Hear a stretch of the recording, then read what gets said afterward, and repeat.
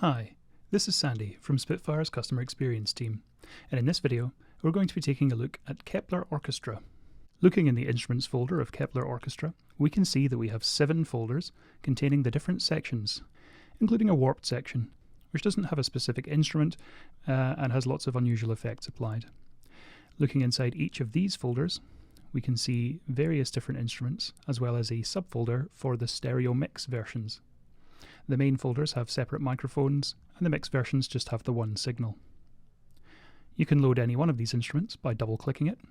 I'll load High Strings Grid. When you first open any one of the instruments for the first time, you'll be presented with one of our handy little help bubbles telling you that you can find out more about a section by clicking the small eye icon, such as here next to Signals or here next to Controllers. You can click the cog to close that help bubble, or even say don't show any more help bubbles if you know what you're doing. If you're familiar with any of our Evo Grid libraries, you'll probably be quite familiar with this interface, as it looks very similar, but there are some important differences which I'll point out. Much like our other Evo Grid libraries, we can see an XY grid, where the Y, or the vertical axis here, represents the note centers, which you can see written on the left-hand side.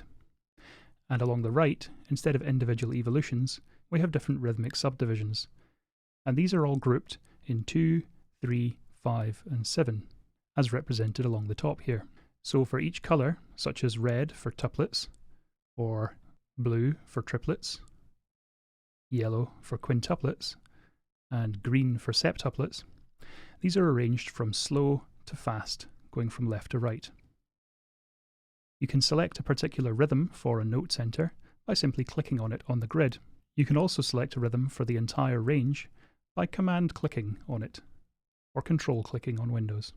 If you click one particular point on the grid, and then hold Shift and click another, it will draw a line directly from one to the other. So if I command click on the farthest left here, we'll have the slowest of the tuplets assigned. Let's hear what that sounds like.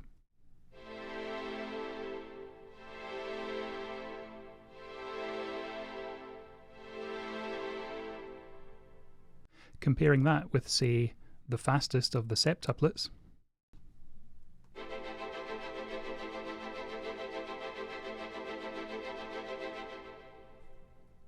you can hear it's quite a difference. For this library, unlike many of our others, we've used Kontact's snapshot option. This allows you to call up a different preset arrangement of the grid and the various other controls in the UI without reloading the instrument. To do that, simply click this arrow here and choose one of the snapshots. For instance, quintuplets. You'll see that the grid updates, and so do some of the controls. Let's hear what this one sounds like with the same MIDI.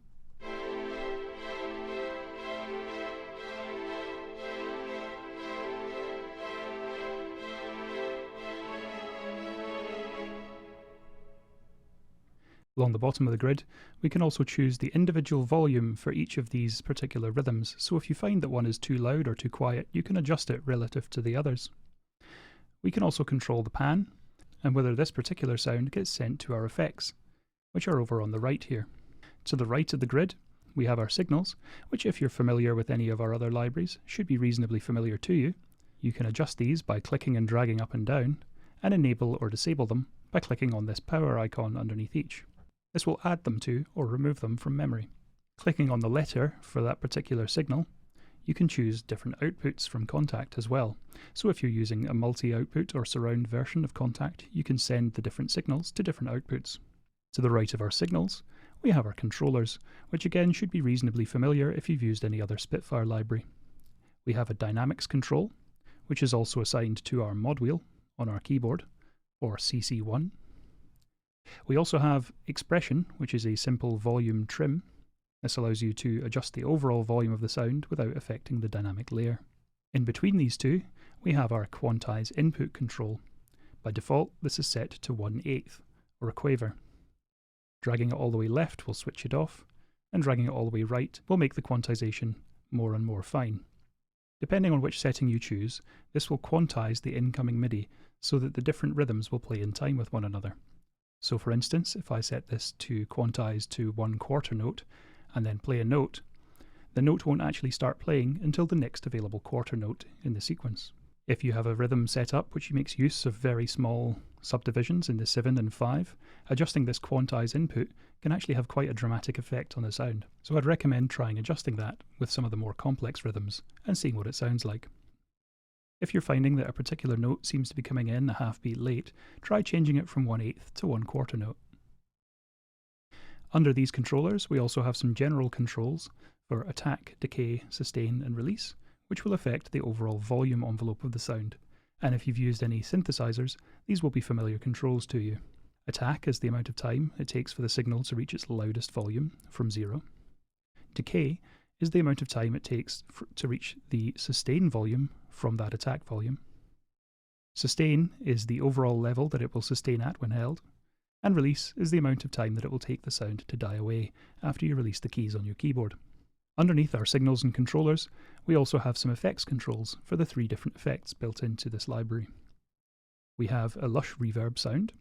You can adjust the overall send level and return levels for this effect, as well as adjusting the pre-delay and size, which will give a different impression of the size of the room and how close the sound is within that room, respectively.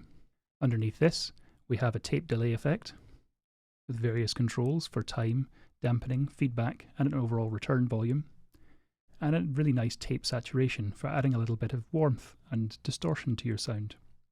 Here we have gain, warmth, and a high frequency roll-off control to adjust the tone.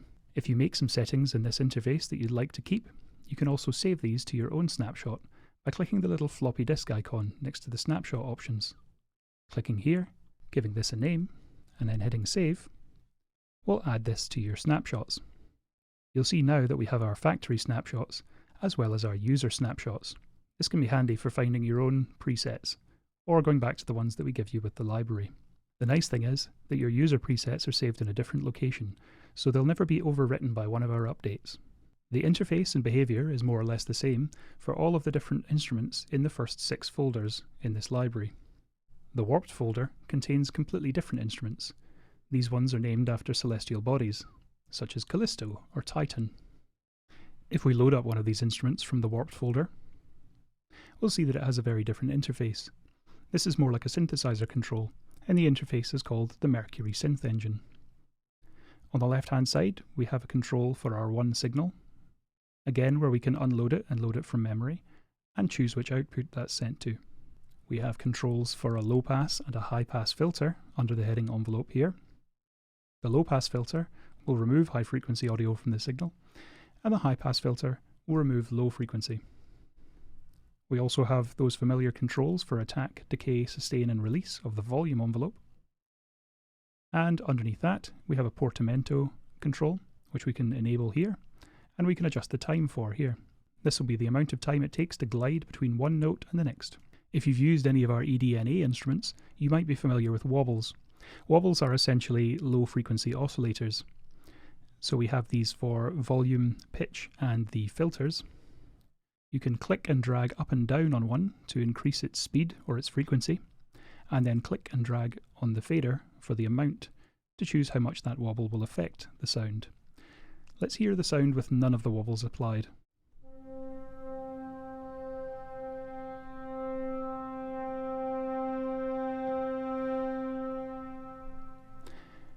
And now let's apply all 3 wobbles at different speeds so you can hear the quite extreme effects that these can have.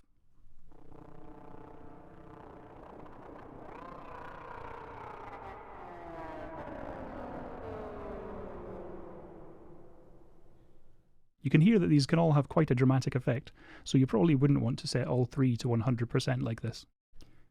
To the right of our wobbles, we have our MIDI yoke. This allows you to make MIDI assignments for 2 different CC controls and have those assigned to different controls within the interface. So if you've got like an XY controller or a joystick on your keyboard, this can be a very useful way to control 2 different effects at once. To make an assignment, click first to the left here and choose whether one of the effects or the CC that you wish to control, and then from the submenu on the right, choose the second option. So for instance, I could choose that I want to control EQ3, frequency 1, or gain 2, and then that will be assigned to this X control. The default assignment is that the Y control on CC1 is assigned to Dynamics. To assign a MIDI hardware controller to one of these controls, or to any of the other controls in the interface, simply right-click, choose Learn MIDI CC Automation, and then move the fader. You can also remove MIDI automation from here as well. Along the bottom, we have our effects. These are an EQ, low-pass filter, chorus, delay, reverb, twang, convolution, and phaser. For any of these, you can command-click or control-click on Windows to see further controls. For instance, our reverb has controls for pre-delay, size, colour, dampening, stereo width, and then dry and wet volume controls. You can click back to get back to the main view. When you enable any of these, you'll see that the icon becomes darker. And disabling them, it will become transparent. Again, just like all the other instruments in this library, we've made use of contact snapshot options, which you can access from here, and you can save and delete your own snapshots from this menu too.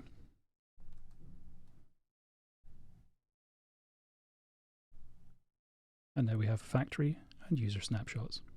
If you've got any questions, don't hesitate to reach out to us at spitfireaudio.com/support. Thank you.